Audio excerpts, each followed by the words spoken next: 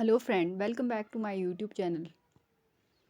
आज हम शुरू करने जा रहे हैं 10th क्लास की जो साइंस की बुक है। तो जो इसका पहला चैप्टर है वो है रासायनिक अभिक्रिया एवं समीकरण। तो चलो स्टार्ट करते हैं। अपने दैनिक जीवन की निम्नलिखित परिस्थितियों पर ध्यान दीजिए और विचार कीजिए कि क्या होता है जब गर्मियों में कमरे के ताप पर दूध को खुला छोड़ दिया जाता है। लोहे का तवा तसला कील को आंध्र वायुमंडल में खुला छोड़ दिया जाता है। अंगूर का किण्वन हो जाता है, भोजन पकाया जाता है, हमारे शरीर भोजन को पचा लेता है, हम सांस लेते हैं। इन सभी परिस्थितियों में प्रारंभिक वस्तु की प्रकृति एवं पहचान कुछ न कुछ बदल जाती है। पदार्थ के भौतिक एवं रासायनिक परिवर्तनों के बारे में हम पिछली कक्षाओं में पढ़ चुके हैं। जब कोई रासायनिक परिवर्तन होता है तो हम कह सकते हैं कि एक रासायनिक अभिक्रिया हुई है। आप शायद सोच रहे होंगे कि रासायनिक अभिक्रिया का वास्तविक अर्थ क्या है। हम कैसे जान सकते हैं कि कोई रासायनिक अभिक्रिया हुई है। इन प्रश्नों के उत्तर पाने के लिए आइए हम कुछ क्रियाकलाप करते हैं।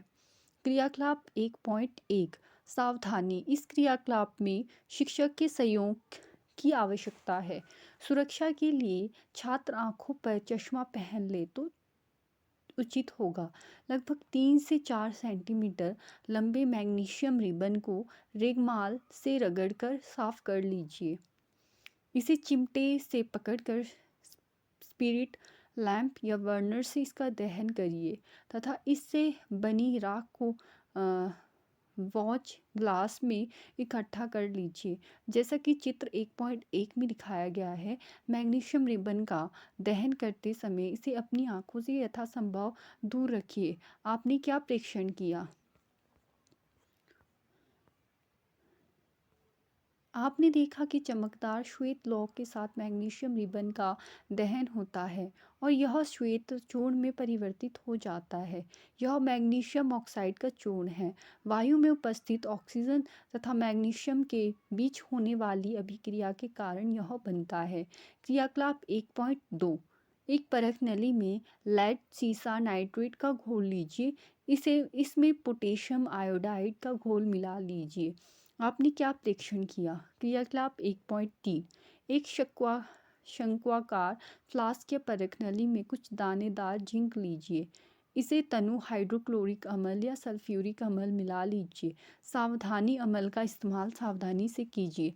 क्या जस्ते के दानों के आसपास कुछ होता दिखाई दे रहा है? शंक्वाकार फ्लास्क या परख नली को स्पर्श कीजिए तथा इसके तापमान में कोई परिवर्तन हुआ है। ऊपर दिए गए तीनों क्रियाकलाप के आधार पर हम कह सकते हैं कि निम्न किसी भी प्रेक्षण की सहायता से हम निर्धारित कर सकते हैं कि एक रासायनिक अभिक्रिया हुई है। अवस्था में परिवर्तन, रंग में परिवर्तन, गैस का निकास, उत्सर्जन, तापमान में परिवर्तन। यदि हम अपने आसपास हो रहे परिवर्तनों को देखें तो पाएंगे कि हमारे चारों ओर विविध प्रकार की रासायनिक अभिक्रिया हो रही है। इस अध्याय में हम विभिन्न प्रकार की रासायनिक अभिक्रियाओं और उनके प्रतीकात्मक निरूपण का अध्ययन करेंगे।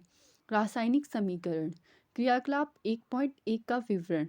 जब ऑक्सीजन की उपस्थिति में मैग्नीशियम रिबन का दहन होता है तब यह मैग्नीशियम ऑक्साइड में परिवर्तित हो जाता है।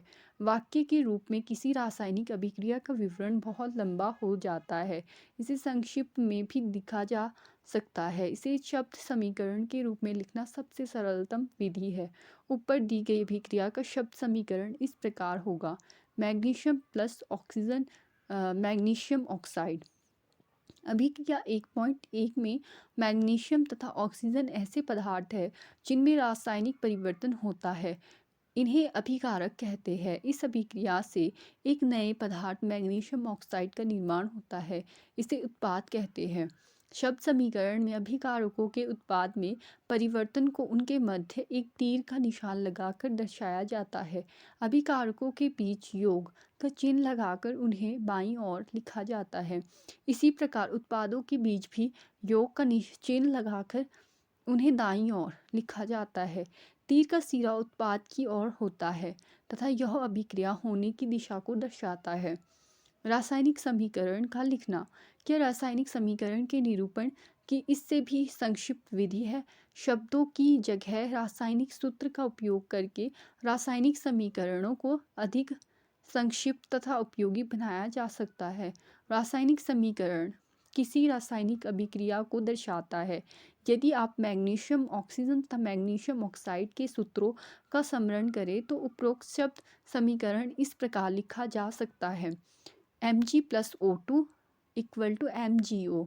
तीर के निशान के बाईं ओर दाईं ओर के तत्वों के परमाणुओं की संख्या को गिनती कर उनकी तुलना करें। क्या दोनों ओर तत्वों के परमाणुओं की संख्या समान है? यदि है तो समीकरण संतुलित है, यदि नहीं तो समीकरण असंतुलित है, क्योंकि समीकरण के दोनों ओर द्रव्यमान बराबर नहीं है। किसी अभिक्रिया का ऐसा रासायनिक समीकरण ढांचा रासायनिक समीकरण कहलाता है। इस प्रकार समीकरण 1.2 मैग्नीशियम के वायु में जलने का ढांचा समीकरण है। संतुलित रासायनिक समीकरण का महत्व। आपको द्रव्यमान के संरक्षण का नियम स्मरण होगा, जिसका आपने 9वीं कक्षा में अध्ययन किया था। किसी भी रासायनिक अभिक्रिया में द्रव्यमान का ना तो निर्माण होता है ना ही विनाश, अर्थात किसी भी रासायनिक अभिक्रिया के उत्पाद तत्वों का कुल द्रव्यमान अभिकारक तत्वों के कुल द्रव्यमान के बराबर होता है। दूसरे शब्दों में रासायनिक अभिक्रिया के पहले और उसके पश्चात प्रत्येक तत्व के परमाणुओं की संख्या समान रहती है, इसलिए हमें कंकाली समीकरण को संतुलित करना आवश्यक है। क्या रासायनिक समीकरण 1.2 संतुलित है? आइए हम रासायनिक समीकरण को चरणबद्ध संतुलित करना सीखें। क्रियाकलाप 1.3 के शब्द समीकरण को इस प्रकार दर्शाया जा सकता है। जिंक प्लस सल्फ्यूरिक अम्ल, जिंक सल्फेट प्लस हाइड्रोजन। उपरोक्त शब्द समीकरण को निम्नलिखित रासायनिक समीकरण से दर्शाया जा सकता है।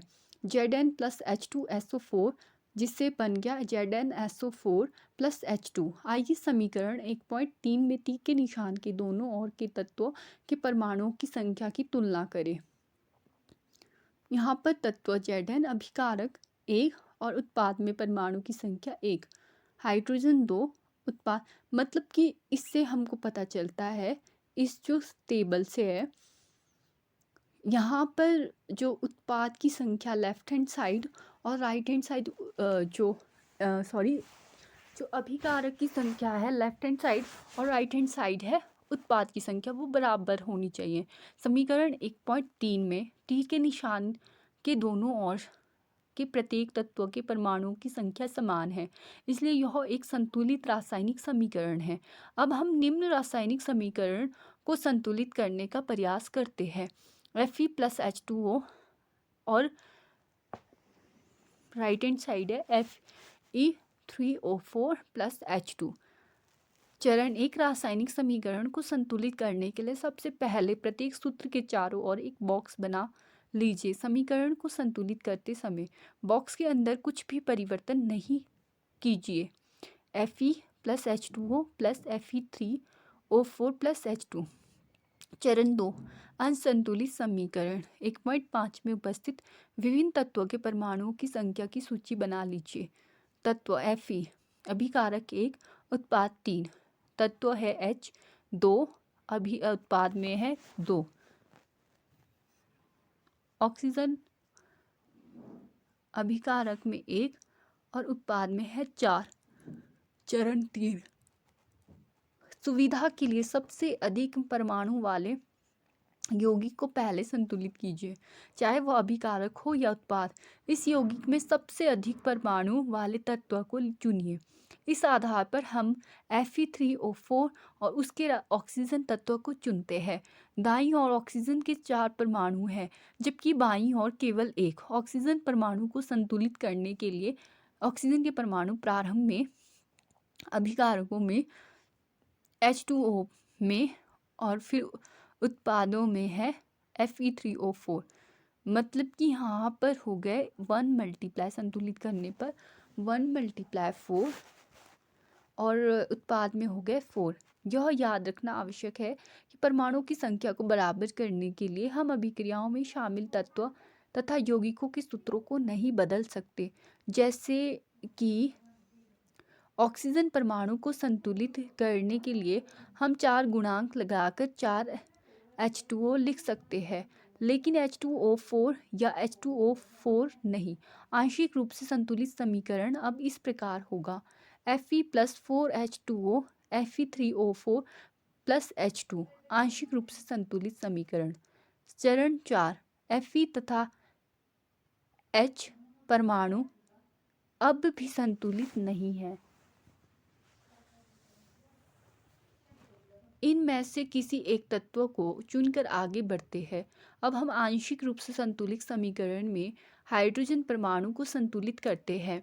हाइड्रोजन परमाणु को बराबर करने के लिए दाईं और हाइड्रोजन अणु की संख्या को 4 कर देते हैं।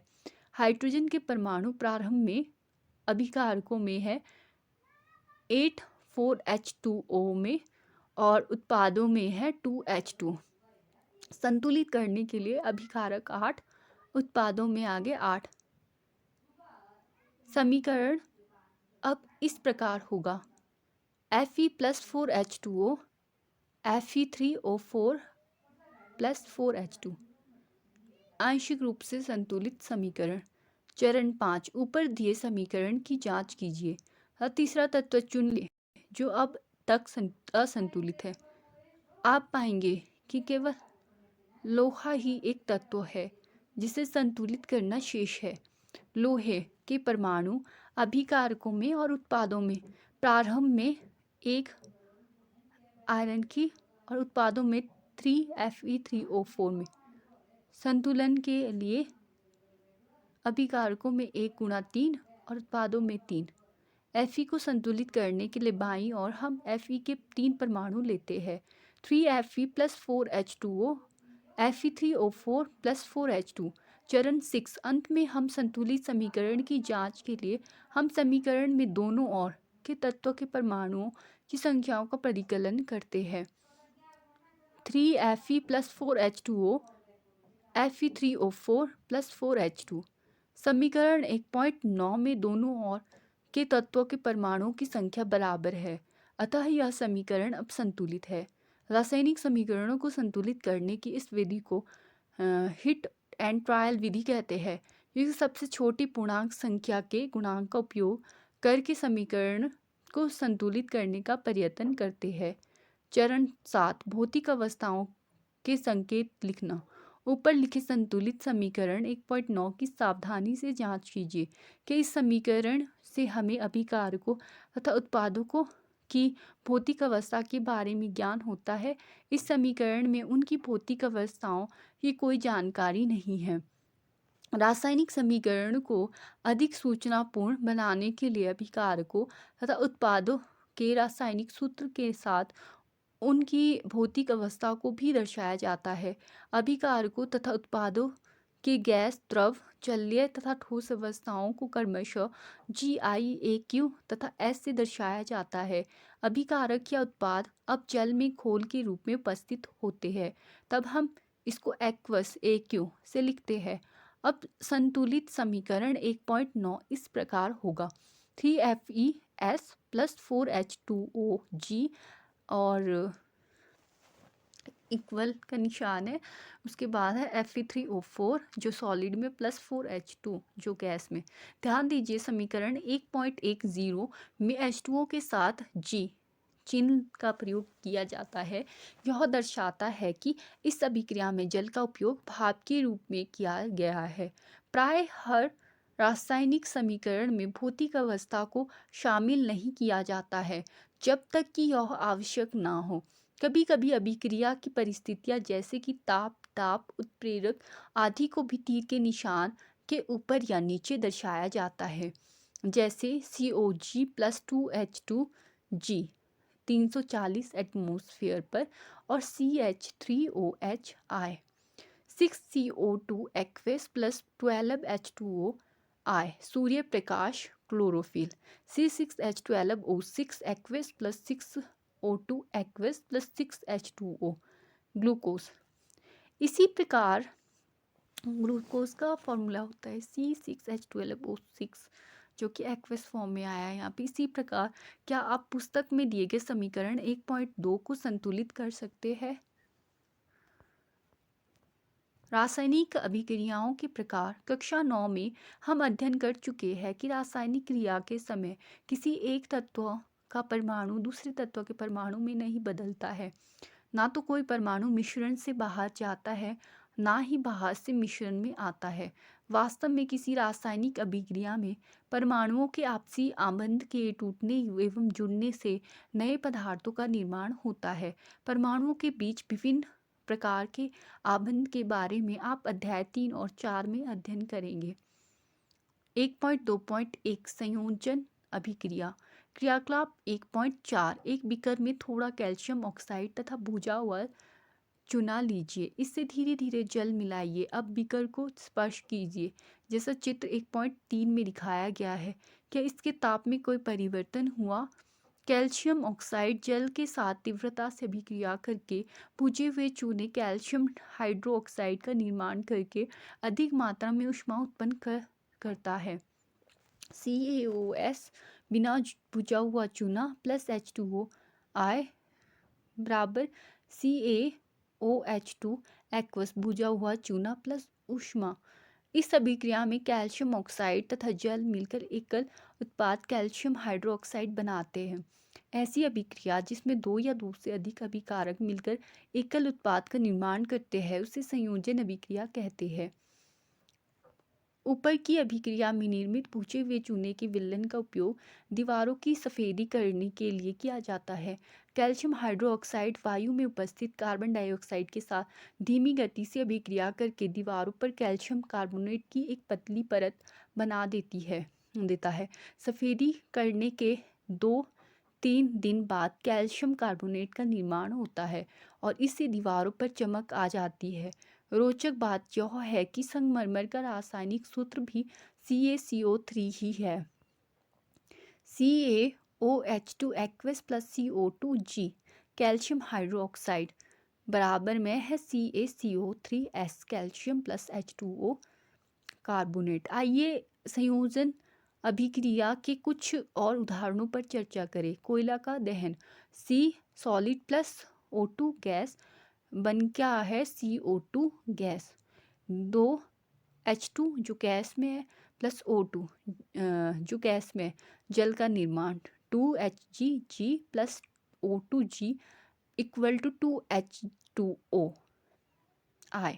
सरल शब्दों में हम कह सकते हैं कि जब दो या दो से अधिक पदार्थ तत्व या यौगिक संयोग करके एकल उत्पाद का निर्माण करते हैं तो ऐसी अभिक्रिया को संयोजन अभिक्रिया कहते हैं। क्रियाकलाप 1.4 में हमने यह देखा कि अधिक मात्रा में ऊष्मा उत्पन्न हुई। इससे अभिक्रिया मिश्रण गर्म हो जाता है। जिन अभिक्रियाओं में उत्पाद के निर्माण के साथ साथ ऊष्मा भी उत्पन्न होती है उन्हें ऊष्माक्षेपी रासायनिक अभिक्रिया कहते हैं। ऊष्माक्षेपी अभिक्रियाओं के कुछ अन्य उदाहरण हैं प्राकृतिक गैस का दहन CH4G plus 2O2G CO2G plus 2H2OG plus ऊर्जा। क्या आप जानते हैं कि श्वसन एक ऊष्माक्षेपी अभिक्रिया है? हम सभी जानते हैं कि जीवित रहने के लिए हमें ऊर्जा की आवश्यकता होती है। यह ऊर्जा हमें भोजन से प्राप्त होती है। पाचन क्रिया के समय खाद्य पदार्थ छोटे छोटे टुकड़ों में टूट जाते हैं। जैसे चावल, आलू तथा ब्रेड में कार्बोहाइड्रेट होता है। इन कार्बोहाइड्रेट के टूटने में ग्लूकोज प्राप्त होता है। यह ग्लूकोज हमारे शरीर की कोशिकाओं में उपस्थित ऑक्सीजन से मिलकर हमें ऊर्जा प्रदान करता है। इस अभिक्रिया का विशेष नाम श्वसन है, जिसका अध्ययन आप अध्याय 6 में करेंगे। C6H12O6 aqueous plus 6O2 aqueous equal to 6 CO2 aqueous plus 6 H2O I plus ऊर्जा। 2-3 शाक सब्जियां वनस्पति द्रव का विघटित होकर कंपोस्ट बनना भी ऊष्माक्षेपी अभिक्रिया का ही उदाहरण है। क्रियाकलाप 1.1 है में दी गई अभिक्रिया के प्रकार को पहचानिए जिसमें एकल उत्पाद के निर्माण के साथ ऊष्मा उत्पन्न होती है। 1.2.2 वियोजन अपघटन अभिक्रिया। क्रियाकलाप 1.5 एक शुष्क क्वथन नली में 2 ग्राम फेरस सल्फेट की क्रिस्टल लीजिए। फेरस सल्फेट की क्रिस्टल के रंग पर ध्यान दीजिए।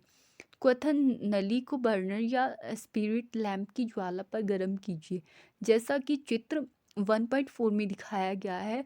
गर्म करने के पश्चात क्रिस्टल के रंग को देखिए। क्या आपने ध्यान दिया कि फेरस सल्फेट क्रिस्टल के हरे रंग में परिवर्तन हुआ है? सल्फर के दहन से उत्पन्न एक अभिलाक्षणिक विशिष्ट गंध को भी आप सूंघ सकते हैं। 2FeSO4s ऊष्मा Fe2O3s plus SO2G plus SO3G। Ferrous sulphate और फेरिक ऑक्साइड। आप देख सकते हैं कि इस अभिक्रिया में एकल अभिकर्मक टूटकर छोटे छोटे उत्पाद प्रदान करता है। यह एक वियोजन अभिक्रिया है। गर्म करने पर फेरस सल्फेट FeSO4.7H2O का क्रिस्टल जल त्याग देता है और क्रिस्टल का रंग बदल देता है। इसके उपरांत यह ferric oxide Fe2O3, sulphur dioxide SO2 तथा सल्फर ट्राइऑक्साइड SO3 में वियोजित हो जाता है। फेरिक ऑक्साइड ठोस है, जबकि SO2 और SO3 फेरिक है, गैसें है।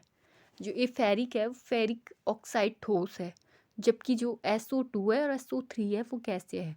ऊष्मा देने पर कैल्शियम कार्बोनेट का कैल्शियम ऑक्साइड तथा कार्बन डाइऑक्साइड में वियोजित होना एक प्रमुख वियोजन अभिक्रिया है, जिसका उपयोग विभिन्न उद्योगों में होता है। कैल्शियम ऑक्साइड को चूना या बिना भुजा हुआ चूना कहते हैं। इसके अनेक उपयोगों में से एक उपयोग सीमेंट के निर्माण में होता है। ऊष्मा के द्वारा की गई वियोजन अभिक्रिया को ऊष्मीय वियोजन कहते हैं। CaCO3s ऊष्मा CaO solid plus CO2 gas भुजा हुआ चूना। ऊष्मीय वियोजन अभिक्रिया एक अन्य उदाहरण क्रियाकलाप 1.6 में दिया गया है। क्रियाकलाप 1.6 एक क्वथन नली में 2 ग्राम लेड नाइट्रेट का चूर्ण लीजिए। चिमटे से क्वथन नली को पकड़कर ज्वाला के ऊपर रखकर उसे गर्म कीजिए, जैसा चित्र 1.5 में दिखाया गया है। आपने क्या देखा? यदि कोई परिवर्तन हुआ तो उसे नोट कर लीजिए। आप देखेंगे कि भूरे रंग का धुआं उत्सर्जित होता है। यह नाइट्रोजन डाइऑक्साइड NO2 का धुआं है।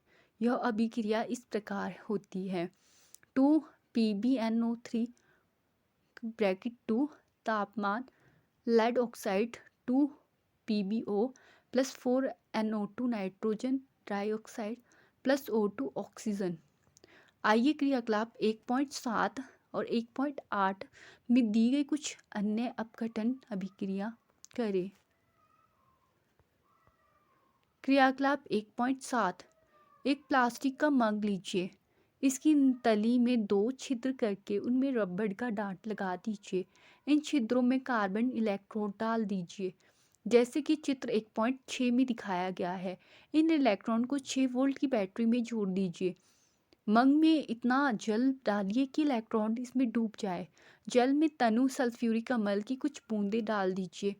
जल से भरी 2 अंशांकित परखनीलियों को दोनों कार्बन इलेक्ट्रोड के ऊपर उल्टा करके रख दीजिए।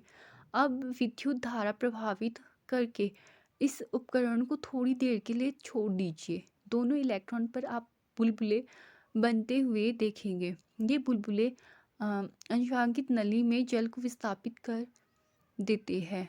क्या दोनों परखनीलियों में एकत्रित गैस का आयतन समान है? जब दोनों परखनीलियां गैस से भर जाए तथा उन्हें सावधानी पूर्वक हटा लीजिए।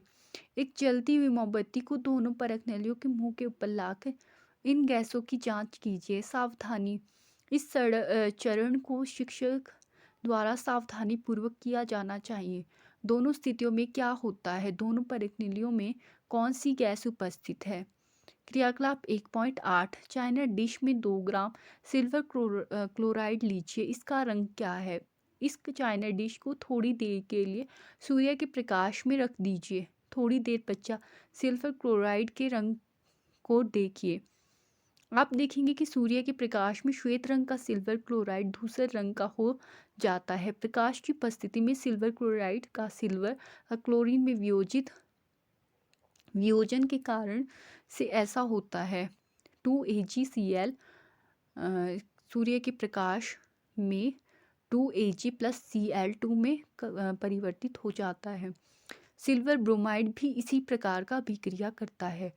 2AgBr सूर्य का प्रकाश 2Ag प्लस Br2। ऊपर दी गई अभिक्रिया का उपयोग शाम श्वेत फोटोग्राफी में किया जाता है, जिस प्रकार की ऊर्जा के कारण यह वियोजन अभिक्रिया होती है। हमने ऐसा देखा कि वियोजन अभिक्रिया में अभिकारकों को तोड़ने के लिए ऊष्मा, प्रकाश या विद्युत ऊर्जा की आवश्यकता होती है। जिन अभिक्रियाओं में ऊर्जा अवशोषित होती है उन्हें ऊष्माशोषी अभिक्रिया कहते हैं। निम्नलिखित क्रियाकलाप करें। एक परख नली में लगभग 2 ग्राम बेरियम डाइऑक्साइड लीजिए, हाइड्रोक्साइड लीजिए। इनमें 1 ग्राम अमोनिया क्लोराइड डालकर कांच की छड़ से मिलाइए। अपनी हथेली से परख नली के निचले सिरे को छुइए। आप कैसा महसूस करते हैं? क्या यह अभिक्रिया ऊष्माक्षेपी तथा ऊष्माशोषी है? विस्थापन अभिक्रिया। क्रियाकलाप 1.9। लोहे की 3 कील लीजिए, उन्हें रेगमाल से रगड़कर साफ कीजिए। ए तथा बी से चिह्नित की हुई 2 परख नलियाँ लीजिए। प्रत्येक परख नली में 10 मिलीलीटर कॉपर सल्फेट का विलयन लीजिए। 2 किलो को धागे से बांधकर सावधानी पूर्वक परख नली से कॉपर सल्फेट के विलयन में लगभग 20 मिनट तक डुबोकर रखिए। तुलना करने के लिए एक कील को अलग रखिए। 20 मिनट पश्चात दोनों कीलों को कॉपर सल्फेट के विलयन से बाहर निकाल लीजिए। परख नली ए तथा बी में कॉपर सल्फेट के विलयन के नीले रंग की तीव्रता की तुलना कीजिए। कॉपर सल्फेट के विलयन में डूबी कीलों के रंग की तुलना बाहर रखी कील से कीजिए। लोहे की कील का रंग भूरा क्यों हो गया? कॉपर सल्फेट के विलयन का नीला रंग मलिन क्यों पड़ गया? इस क्रियाकलाप में निम्नलिखित अभिक्रिया हुई। FeS plus CuSO4 aqueous convert हो गया FeSO4 aqueous plus CuS copper sulphate और आयरन सल्फेट। फिर है इन अभिक्रिया में लोहे ने दूसरे तत्व कॉपर को कॉपर सल्फेट के विलयन में विस्थापित कर दिया और हटा दिया। इस अभिक्रिया को विस्थापन अभिक्रिया कहते हैं। विस्थापन अभिक्रिया के कुछ अन्य उदाहरण ZnS प्लस CuSO4 एक्वस बराबर ZnSO4 प्लस Cu, जहाँ पर जो कॉपर सल्फेट है उसमें प्राप्त हुआ हमको बाद में जिंक सल्फेट। Cu को विस्थापित कर दिया। फिर दूसरी है PbS प्लस CuCl2 एक्वस, जहाँ पे लेड ने Cu की जगह ले ली। PbCl2 lead chloride plus CuS। Zinc तथा लेड कॉपर की अपेक्षा अधिक क्रियाशील तत्व है। वे कॉपर को उसके यौगिक से विस्थापित कर देते हैं। द्विविस्थापन अभिक्रिया। क्रियाकलाप 1.10। एक परख नली में 3 ml सोडियम सल्फेट का विलयन लीजिए। एक अन्य परख नली में 3 ml बेरियम क्लोराइड लीजिए। दोनों विलयनों को मिला दीजिए। आपने क्या देखा? आप देखेंगे कि श्वेत रंग के एक पदार्थ का निर्माण होता है जो जल में अविलय है। इस अविलय पदार्थ को अवक्षेप कहते हैं। जिस अभिक्रिया में अवक्षेप का निर्माण होता है उसे अपक्षेपण अभिक्रिया कहते हैं। Na2SO4 aqueous plus BaCl2 aqueous. यहाँ पे सोडियम सल्फेट है प्लस बेरियम क्लोराइड है, जिससे बना है barium sulphate BaSO4S plus sodium chloride 2NaCl aqueous. ऐसा क्यों होता है? Ba2 पॉजिटिव तथा SO4 2 नेगेटिव की अभिक्रिया से BaSO4 के अपक्षेप का निर्माण होता है। एक अन्य उत्पाद सोडियम क्लोराइड का भी निर्माण होता है जो 2 विलयन में ही रहता है। एक अन्य उत्पाद सोडियम क्लोराइड का जो निर्माण होता है वो विलयन में रहता है। वे अभिक्रिया जिनमें अभिकारकों के बीच आयनों का आदान प्रदान होता है उन्हें द्विविस्थापन अभिक्रिया कहते हैं। क्रियाकलाप 1.2 पर ध्यान दें, जिसमें आपने लेड 2 नाइट्रेट तथा पोटेशियम आयोडाइड के विलयनों को मिश्रित किया था। अपक्षेप जो अपक्षेप है किस रंग का था? क्या आप अपक्षेपित यौगिक का नाम बता सकते हैं? 2. इस अभिक्रिया के लिए संतुलित रासायनिक समीकरण लिखिए। 3. क्या यह भी द्विविस्थापन अभिक्रिया है? उपचयन तथा अपचयन। क्रियाकलाप 1.11 चाइना डिश में 1 ग्राम कॉपर चूर्ण लेकर उसे गर्म कीजिए। आपने क्या देखा? कॉपर चूर्ण की तरह सतह पर कॉपर सल्फाइड ऑक्साइड 2 की काली परत चढ़ जाती है। यह काला पदार्थ क्यों बना? यह कॉपर ऑक्साइड कॉपर में ऑक्सीजन के योग से बना है। 2Cu प्लस O2 तापन 2CuO। यदि इस गर्म पदार्थ CuO के ऊपर हाइड्रोजन गैस प्रभावित की जाए तो सतह की काली परत भूरे रंग की हो जाती है, क्योंकि इस स्थिति में विपरीत अभिक्रिया संपन्न होती है तथा कॉपर प्राप्त होता है। CuO प्लस H2 तापन Cu प्लस H2O। अभिक्रिया के समय जब किसी पदार्थ में ऑक्सीजन की वृद्धि होती है तो कहते हैं कि उसका उपचयन हुआ है, तथा जब अभिक्रिया में किसी पदार्थ में ऑक्सीजन का ह्रास होता है तो कहते हैं उसका अपचयन हुआ है। अभिक्रिया 1.29 में कॉपर 2 ऑक्साइड में ऑक्सीजन का ह्रास हो रहा है, इसलिए यह अपचयित हुआ है। हाइड्रोजन में ऑक्सीजन की वृद्धि हो रही, इसलिए यह उपचयित हुआ है। अर्थात किसी अभिक्रिया में एक अभिकारक उपचयित तथा दूसरा अभिकारक अपचयित होता है। इन अभिक्रियाओं को उपचयन, अपचयन अथवा रेडॉक्स अभिक्रियाएं कहते हैं। CuO से बना Cu और H2 से बना H2O। तो CuO से Cu बना, यहाँ पे अपचयन हो रहा है, और H2 से H2O बना, यहाँ उपचयन हो रहा है। रेडॉक्स अभिक्रिया के कुछ अन्य उदाहरण ZnO plus C equal to Zn plus CO, MnO2 plus 4HCl equal to MnCl2 plus 2H2O plus Cl2। अभिक्रिया 1.31 में कार्बन उपचयित होकर CO या ZnO अपचयित होकर Zn बनता है। अभिक्रिया 1.32 में HCl Cl2 में उपचयित तथा MnO2 MnCl2 में अपचयित हुआ है। ऊपर के उदाहरणों के आधार पर हम कह सकते हैं, यदि किसी अभिक्रिया में पदार्थ का उपचयन तब होता है जब उसमें ऑक्सीजन की वृद्धि या हाइड्रोजन का ह्रास होता है। पदार्थ का अपचयन तब होता है जब उसमें ऑक्सीजन का ह्रास या हाइड्रोजन की वृद्धि होती है।